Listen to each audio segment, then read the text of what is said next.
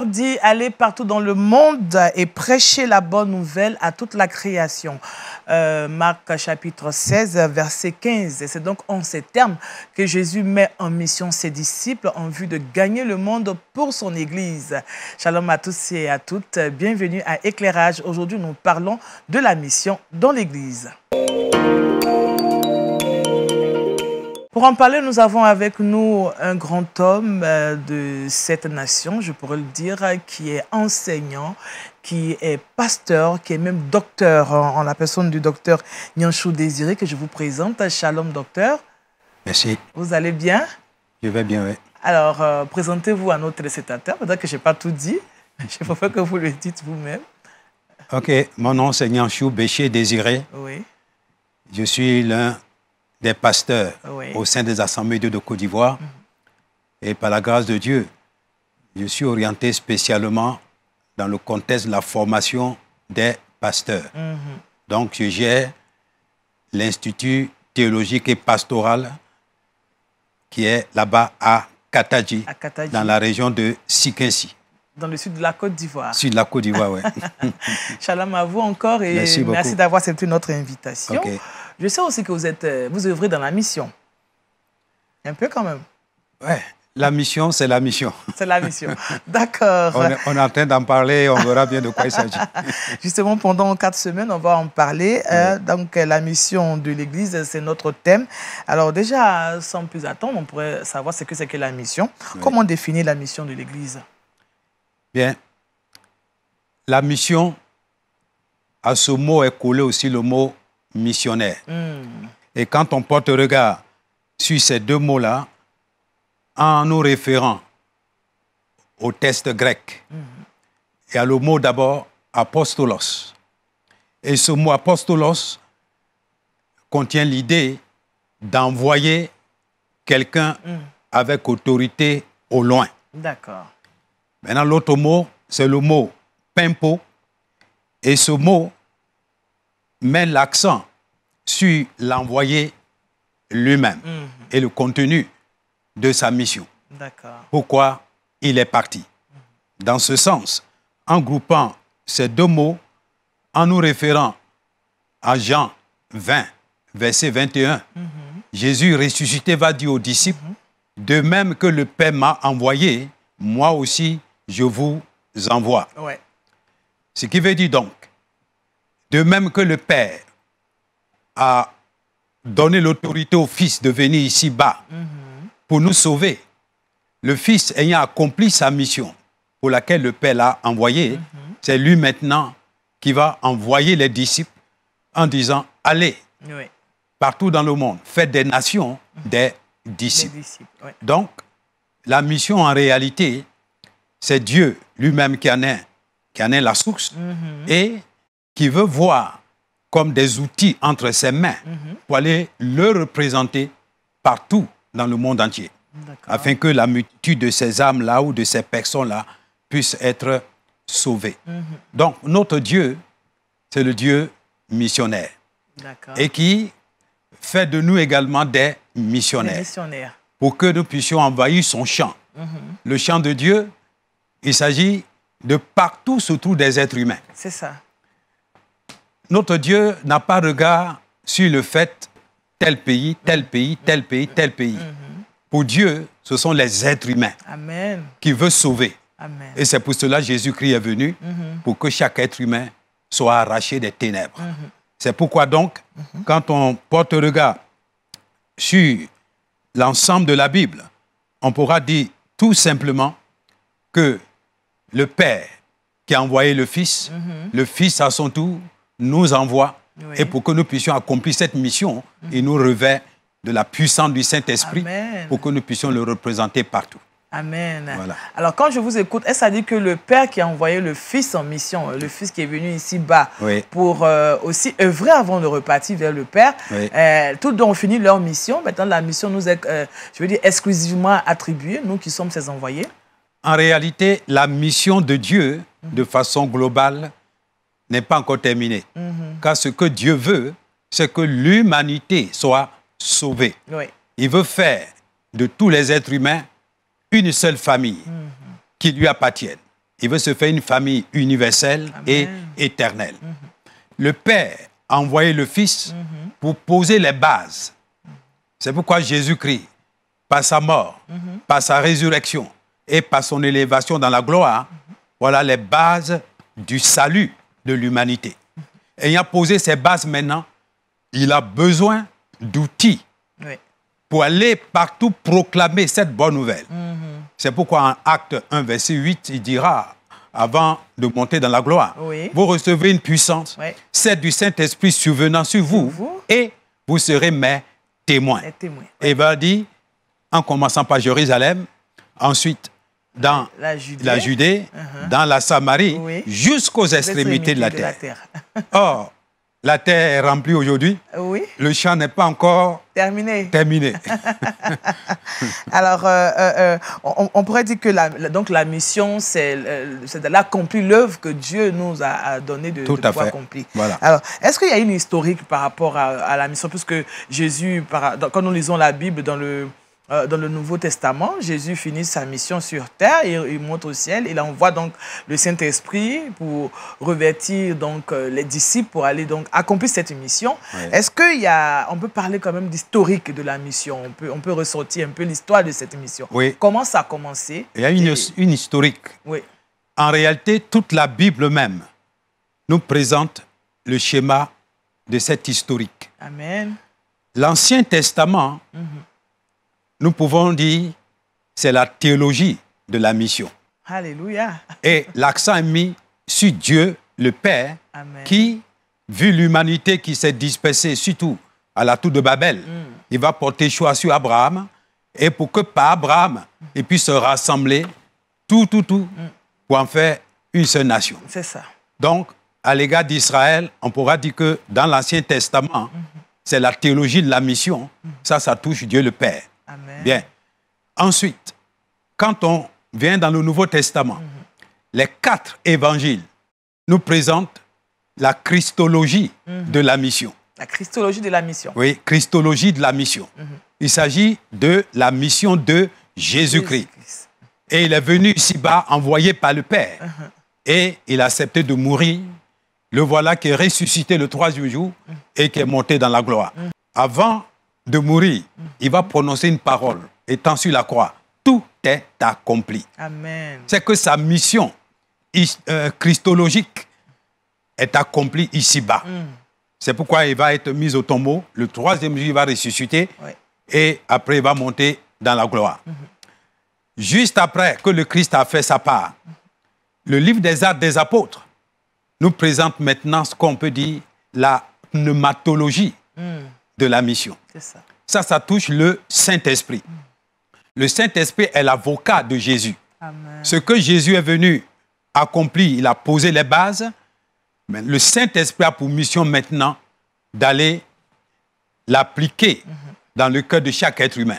C'est pourquoi le Saint-Esprit est celui qui nous convainc de péché pour que l'homme puisse se repentir et abandonner le mal. Et ensuite, il nous conduit dans toute la vérité et il actualise le caractère de Jésus en nous pour que nous puissions vraiment lui ressembler. Amen. Donc, le livre des Actes des Apôtres, c'est la pneumatologie de la mission. Ça, c'est lié au Saint-Esprit.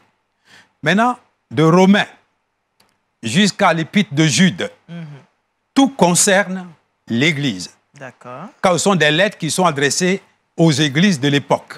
Alors, on pourra dire en ce moment, c'est l'ecclésiologie de la mission. Amen. Ça interpelle maintenant ceux qui sont sauvés, qui constituent l'Église de Jésus-Christ et qui doivent maintenant se mettre en activité pour que l'œuvre de Dieu puisse avancer avec sérénité.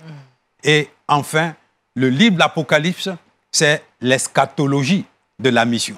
On pourra dire la mission bouclée. La mission prend fin. Donc, ce qui a démarré dans l'Ancien Testament prend fin avec Abraham. Ça termine dans le livre de l'Apocalypse. Ce qui veut dire donc que toute la Bible est comme le fondement de base de l'historique de la mission. Maintenant, c'est à l'Église de faire sa part. Et c'est à nous maintenant de bouger. On pourra dire dans ce sens, on pourra toucher l'aspect, la mission qui concerne l'Église maintenant. Et par la grâce de Dieu, Dieu a permis que l'œuvre avance, et c'est avancé vraiment un peu partout dans le monde entier. Mais pour parler particulièrement de nous ici en Côte d'Ivoire, c'est par le biais des missionnaires français et missionnaires américains que l'œuvre de Dieu a touché la Côte d'Ivoire. Surtout particulièrement les assemblées de Dieu que nous sommes, ou dans laquelle nous sommes en tant que membres. Et ensuite, par la grâce de Dieu, en tant qu'assemblée de Dieu, nous avons d'autres domaines de mission. La mission intérieure, quand il faut conquérir tout le pays, et la mission extérieure, où il faut aller toucher les autres pays pour que l'œuvre de Dieu puisse avancer. D'accord. Je pense qu'on va revenir dans la Bible avant de toucher justement le type de mission que vous pratiquez dans votre communauté. Alors, vous avez parlé de mission côté de l'Ancien Testament. Après, on vient la mission christologique et la mission pneumatologique. Est-ce qu'on peut pas expliquer un peu? Parce que ça fait beaucoup plus enseignement théologique à l'école pastorale. Bon, nous qui ne sommes pas à l'école pastorale, comment on peut comprendre ce thème en vue de bien comprendre de quoi est-ce qu'il s'agit? D'abord, christologique, c'est le côté du Christ. Donc, pendant son parcours terrestre, cela nous est présenté dans les 4 évangiles. Depuis qu'il est né, comment il a démarré sa mission jusqu'à ce qu'il meure à la croix, mis au tombeau et ressuscité. Bien. Après, il est monté dans la gloire. C'est là que démarre la mission du côté du Saint-Esprit. Quand on parle de pneumatologique, il s'agit du Saint-Esprit. Le Saint-Esprit, en tant qu'avocat de Jésus, il a pour mission d'implanter maintenant ce que Jésus a accompli dans le cœur de chaque être humain pour que nous puissions être sauvés. Car sans le Saint-Esprit, aucun humain ne peut être convaincu de péché. Sans le Saint-Esprit, même si on est convaincu, on a demandé pardon, on ne peut pas être conduit dans la vérité. Car la vérité, Jésus a tout accompli. C'est le Saint-Esprit qui vient l'appliquer dans notre vie. Et ce n'est pas seulement entendre, savoir ou connaître avec la tête, mais il veut actualiser le caractère de Jésus en nous. Jésus l'a dit, il prendra ce qui est à moi et vous l'annoncera. Il me glorifiera. Donc, le Saint-Esprit, touchant l'aspect pneumatologique, le Saint-Esprit développe en nous le caractère de Jésus, la vie de Jésus. Pour aller donc en mission. Pour aller donc en mission. Parce que celui qui n'a pas Jésus en lui, il ne peut pas aller le représenter quelque part. De même que Jésus est venu ici en tant que lumière pour nous éclairer, il va dire aux disciples, vous êtes aussi la lumière du monde. Donc partout où se trouve un chrétien, il doit briller là-bas en tant que lumière pour éclairer ceux qui sont dans les ténèbres, qui sont dans la confusion, dans l'ignorance, pour que ces personnes-là puissent voir le chemin qui conduit à la vraie vie. Amen. Alors quand nous, en tant que chrétiens, nous avons accepté Jésus, nous sommes aujourd'hui disciples, et ça veut dire que nous sommes tous en mission. Quiconque est né de nouveau, en réalité, le jour où on est sauvé, Dieu aurait pu nous prendre en même temps avec lui au ciel. Mais en nous laissant ici-bas, Jésus va dire, je n'ai pas la référence claire dans la tête, il va dire aux disciples, vous êtes dans le monde, mais vous n'êtes pas du monde. C'est comme nous sommes des étrangers, des voyageurs. Et Dieu qui nous a laissés ici-bas, il a quelque chose à faire en nous et à travers nous. C'est pourquoi tout chrétien est un envoyé de Dieu. Il peut se considérer donc comme missionnaire. C'est un missionnaire. Voilà. Il ne faut pas attendre qu'on vous consacre missionnaire ou qu'on vous donne ce poste, mais vous êtes déjà missionnaire. Tout chrétien est missionnaire. C'est lié au mot témoin. Témoin, Un témoin, c'est quelqu'un qui va représenter quelqu'un quelque part pour parler de lui à d'autres qui ne le connaissent pas. Donc, si Jésus est dans ma vie, alors je suis témoin de Jésus par mes paroles, par mon comportement devant les autres qui ne le connaissent pas. Donc, tout chrétien est un missionnaire. Amen. Envoyé par Dieu lui-même. Donc, par mon comportement, par ma manière de faire, je dois attirer des hommes à Christ, à l'Église. Tout à fait. Alors, quel est l'objectif justement visé par la mission? Alors, l'objectif visé par la mission. D'abord, du côté, de façon générale, hein, du côté du Seigneur, il faut que son royaume avance. Amen. Car depuis que l'homme a péché, c'est Satan qui règne. Il est le prince de ce monde. Et il est en train d'entraîner toute l'humanité en enfer avec lui. Mais Dieu, par grâce, par miséricorde, il a fait venir Jésus.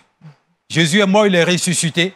Le Saint-Esprit est venu nous remplir. Amen. Alors, désormais, Dieu veut que par nous, son royaume puisse avancer jusqu'aux extrémités de la terre. Ça veut dire, son royaume, pour que ça avance, c'est pour que chaque être humain puisse recevoir Jésus dans sa vie. Parce que chaque être humain qui n'a pas Jésus dans sa vie, c'est Satan et ses démons qui règnent dans sa vie. Mais quand la personne écoute l'évangile et accepte Jésus-Christ et demande pardon à Dieu pour ses péchés et prend la ferme résolution d'abandonner le mal, désormais, Jésus-Christ vient habiter en lui. Ça veut dire que Satan et ses démons sont chassés de sa vie. Amen. Alors, le royaume de Dieu commence déjà par mon cœur, ma vie. Et quand je vis partout, je parle aux autres aussi, en les gagnant. Voilà le royaume de Dieu qui avance. Donc, le premier objectif divin, c'est que son royaume puisse avancer. Maintenant, dans cette avancée du royaume, l'objectif principal de Dieu, c'est de se faire une seule famille avec tous les êtres humains, car tous les êtres humains sont sortis d'un seul couple, Adam et Ève.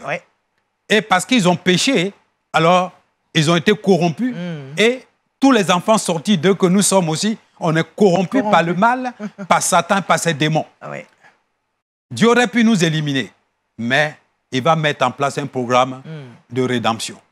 C'est pourquoi, après Genèse 3, voilà des êtres humains qui vont continuer de vivre, de vivre. Et à un moment donné, les hommes ont vécu vraiment, tellement dans le mal que le cœur de Dieu est touché. Alors Dieu a mis en place un programme pour les éliminer tous. Il veut faire venir le déluge pour les détruire tous. Pour recommencer. Heureusement, la grâce de Dieu a trouvé Noé. Et Noé va trouver grâce. Et Noé et sa famille, c'est eux seuls qui vont être épargnés par Dieu. Tous les autres ont été détruits par le déluge en question. Parce qu'ils n'ont pas voulu écouter Dieu. Par la famille de Noé, c'est comme si Dieu a recommencé une nouvelle famille. Une nouvelle humanité. Mais voilà que cette famille-là va connaître une dispersion à la tour de Babel. Cette fois-ci, Dieu ne veut plus les tuer. Il va les disperser. Mais c'est là qu'il va porter la main sur Abraham en disant ceci: par Abraham, par ta postérité, toutes les familles de la terre, il va les rassembler pour en faire une seule famille. Or, c'est par Abraham qu'est sorti Isaac, d'Isaac, Jacob qui est appelé Israël. Et Israël, c'est d'Israël, toute cette famille que Jésus-Christ est né. C'est pourquoi Jésus va dire à la femme samaritaine, le salut vient des Juifs. Et Jésus, donc, c'est l'accomplissement, la promesse que Dieu a eu à faire à Abraham. C'est par lui que Dieu va maintenant mettre en place le programme pour rassembler tous les êtres humains dispersés partout pour se faire une seule famille. Donc, Dieu veut que son royaume avance. Mais l'autre côté, l'objectif, c'est de rassembler toute l'humanité pour en faire une seule famille qui lui appartienne pour l'éternité. Amen. Voilà l'objectif de Dieu. Nous avons deux grands objectifs. Tout à fait. Que le royaume avance et qu'il y ait unité. Une unité parmi les humains, pour en faire une seule famille qui appartienne à Dieu désormais pour l'éternité. Amen. Voilà. Alors, nous sommes aujourd'hui chrétiens par adoption. Nous sommes aujourd'hui appelés enfants de Dieu. Alors, la Bible nous dit que nous sommes le sel de la terre et la lumière du monde. Est-ce que ces deux équipements nous suffisent pour faire des disciples à Dieu? En réalité, le thème lumière, le thème sel, en les maintenant ensemble, tel que sorti de la bouche de Jésus, c'est le caractère de Jésus-Christ qui doit se développer en nous. Car c'est lui qui est la lumière. La lumière est à l'opposé des ténèbres. Or, ténèbres, c'est du côté de Satan, du péché, des démons, ainsi de suite. Jésus est venu pour nous ouvrir les yeux, pour que désormais nous soyons connectés à notre vrai Dieu, pour l'aimer. Le sel, on sait ce que ça fait. Ça permet d'avoir du goût. Du goût, la saveur. La saveur, ainsi de suite. Oui. Et ça élimine certaines choses aussi dans les aliments, ainsi de suite. Si. Alors, dans ce sens, par Jésus-Christ, notre vie va avoir désormais du goût. Alors, on pourra dire tout simplement, être le sel, être la lumière, c'est laisser le caractère de Jésus se développer en nous. Cela par le Saint-Esprit. Oui. Et cela nous rend capables désormais d'être de vrais représentants de Dieu, quel que soit le lieu où nous serons. Ce n'est pas l'humain qui est Dieu. Non. C'est pourquoi la Bible dit, notre corps est le temple du Saint-Esprit. Alléluia. Christ habite en nous, le Saint-Esprit habite en nous, et c'est selon l'abondant notre cœur que de notre bouche sortira la vérité de Dieu, que de nos actions sortira une vie de qualité, une vie morale qui va impacter les autres, ainsi de suite. D'accord. Merci vraiment, docteur Nyanchou Désiré. Nous sommes déjà au thème de cette première partie, on pourra le dire, parce que nous avons 4 semaines. Ouais. Alors, qu'est-ce qu'on peut retenir justement de ce qu'on a eu à dire? Qu'est-ce que la mission? Que retenir donc pour cette première émission? Nous pouvons dire simplement d'abord que la mission, c'est Dieu qui l'a initiée. Et sa mission, telle qu'il a initiée, c'est pour rassembler toute l'humanité pour en faire une seule famille. Car Dieu a créé l'homme et la femme, et il a dit multipliez, remplissez la terre. Mais voilà que la terre est corrompue à cause du fait qu'Adam et Ève sont tombés bas, l'ennemi a mis la main sur eux. Oui. Dieu aurait pu tout enlever, en même temps, tout balayer. Oui.